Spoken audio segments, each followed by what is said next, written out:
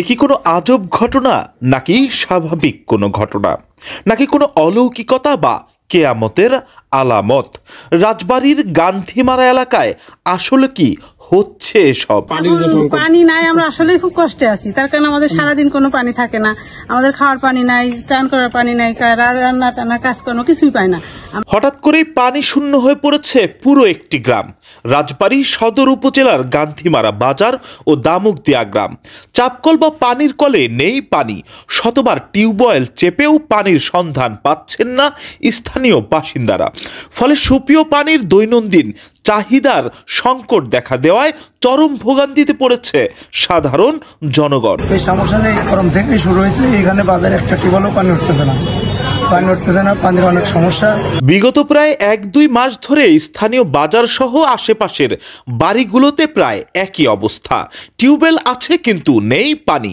বিষয়টি নিয়ে খুব অসুবিধায় রয়েছে ওই এলাকার জনসাধারণ ও ব্যবসায়ীরা। তবে যাদের ডিপ মোটর লাগানো রয়েছে তাদের বাড়িতে পানি পাওয়া যাচ্ছে। গ্রামের অধিকাংশ মানুষ সেসব বাড়ি থেকেই নিজেদের চাহিদা অনুযায়ী সীমিত পরিসরে পানি নিতে পারছে। পানি নিয়ে খুব বিপদ আছে পুরো গান্ধীমারা বাজার। আমরা যে হোটেল বিজনেস করতেছি আসলে খুবই টাফ। পানি টেনে আনে খাওয়ানো যে কত কষ্টকর, ঠিক আছে? হোটেলে তো প্রচুর পরিমাণে পানি প্রয়োজন হয় ভাই। একজন ভ্যান চালকও আসবে পানি খাইতে এক গ্লাস, তার তো না করতে পারবো না, কিন্তু পানি তো দিতে হবে। ভুক্তভোগীরা বলেন প্রায় 2 মাস ধরে ঠিকমতো টিউবওয়েলের পানি উঠছে না, পাম্প বসিয়েও কোনো কাজ হচ্ছে না।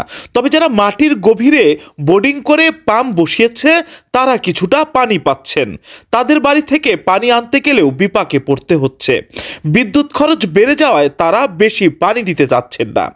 বাড়িতে ব্যবহৃত থালা বাসন ধোয়া, রান্না বান্না করতে যে পানি দরকার তাও এখন মিলছে না। আমাদের সারাদিনই পানি না থাকার কারণে আমাদের অনেক সমস্যা হচ্ছে। আমাদের খাবার পানি, স্নানের পানি, আমাদের হাত পাও ধোয়ার পানি, আমাদের অনেক সমস্যা। পানি ছাড়া কি চলে? পানির জন্য আমরা বাড়ির থেকে দূরের থেকে অনেক কষ্ট করে বালতি করে আমরা পানি এনে ব্যবহার করতেছি।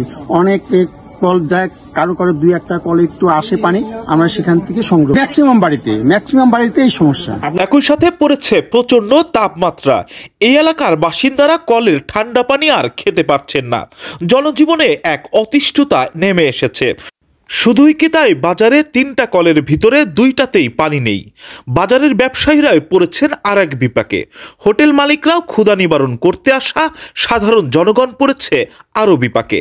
যারা হোটেলে খেতে আসছে তাদের জন্য বরাদ্দ রয়েছে মাত্র 1 গ্লাস পানি। বেশি খেতে চাইলেও গুনতে হচ্ছে অতিরিক্ত টাকা।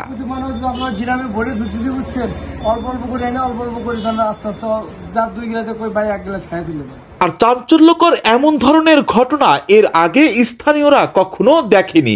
স্থানীয়রা বলছেন এমনই কথা। এখন অনেকে আছে, দেখা গেল যে পুকুর টুকুর আছে, তারা ওখানে গোসল টোসল করে, বা অনেকে ওই ডিপ বসানো আছে বা মোটর বসায়, অনেক যাদের লেয়ার অনেক নিচে মোটর বসানো, তারা হয়তো কিছু পানি পাচ্ছে।